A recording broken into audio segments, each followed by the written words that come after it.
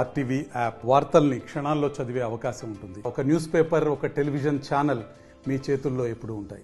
PDSU Khammam జిల్లా committee ఆధ్వర్యంలో ఖమ్మం నగరంలో డాక్టర్ అకాడమీ నుండి సెంటర్ దాకా ర్యాలీ నిర్వహించడం జరిగింది. దీన్ని ఉద్దేశించి తెలంగాణ రాష్ట్ర వ్యాప్తంగా, భారతదేశ వ్యాప్తంగా కూడా విద్యార్థులు నెట్ ఎగ్జామ్స్ రాయడం అనేది జరిగింది. దాంట్లో ఒకటే యూనివర్సిటీకి సంబంధించిన, ఒకటే కాలేజీకి సంబంధించిన 10 మంది ర్యాంకులు కొట్టి ఈరోజు గ్రామీణ ప్రాంతాల నుంచి వచ్చిన విద్యార్థులను అన్యాయం చేసిన పరిస్థితి ఇక్కడ కనపడతా ఉంది. కేంద్ర ప్రభుత్వం ఇంతవరకు స్పందించకపోవడం అనేది చాలా బాధాకరం. అందులో భాగంగానే రాష్ట్ర ప్రభుత్వం కూడా ఎవరైతే ఉన్నారో కాంగ్రెస్ ప్రభుత్వం ఇంతవరకు స్పందించలేదు.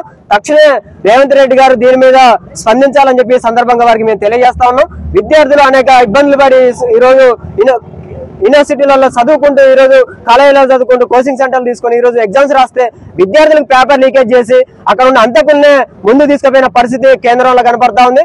తక్షణమే ఎవరైతే చైర్మన్ ఎవరైతే ఉన్నారో ఏంటి అతన్ని తక్షణమే బర్తరఫ్ చేయాలని చెప్పి సందర్భంగా కేంద్ర ప్రభుత్వం నరేంద్ర మోడీ గారికి మేము హెచ్చరికలు జారీ చేస్తా ఉన్నాం. రాష్ట్ర వ్యాప్తంగా ఆంధ్ర కార్యక్రమం ఈ రోజు తీసుకోవడం అనేది జరిగింది. తెలంగాణ రాష్ట్ర వ్యాప్తంగా కూడా 31 జిల్లాల పీడీఎస్ ఆధ్వర్యంలో నెట్ వ్యతిరేకంగా ఉద్యమాలు నిర్వహిస్తా ఉన్నాం. అవసరమైతే బీజేపీ ఎంపీలు ఎవరైతే ఉన్నారో ఇళ్ళని ముట్టడి కూడా రాష్ట్ర కమిటీ పిలుపునిచ్చింది.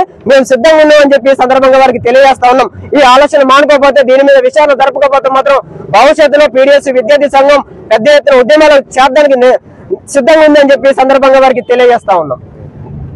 విడుదలైనటువంటి దేశవ్యాప్తంగా నీట్ పరీక్ష ఏదైతే ఉందో, national entrance and eligibility test, దానికి సంబంధించి 67 మందికి అధిక మార్కులు వచ్చాయని చెప్పేసి యూజీసీ నెట్ ప్రకటించింది. సో దీంట్లో అనేక అవకతవకలు ఏర్పడ్డాయని చెప్పేసి ఒకే ఎగ్జామ్ బ్రాంచ్లో, ఒకే సెంటర్లో 12 మంది విద్యార్థులకు అధిక మార్కులు వచ్చాయి.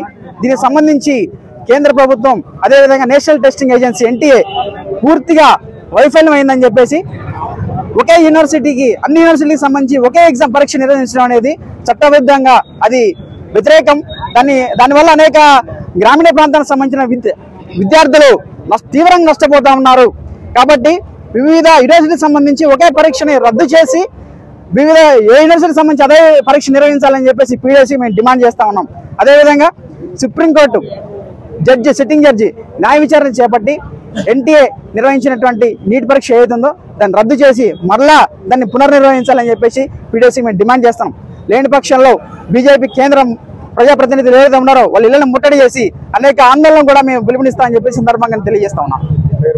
నా పేరు క్రాంతి, పీడీఎస్యు జిల్లా అధ్యక్షుడు. మరిన్ని వీడియోస్ కోసం ఛానల్ ని సబ్స్క్రైబ్ చేయండి. లేటెస్ట్ అప్డేట్స్ కోసం వాట్సాప్ ఛానల్ ని ఫాలో చేయండి. అండ్ లింక్ డిస్క్రిప్షన్ లో ఉంది.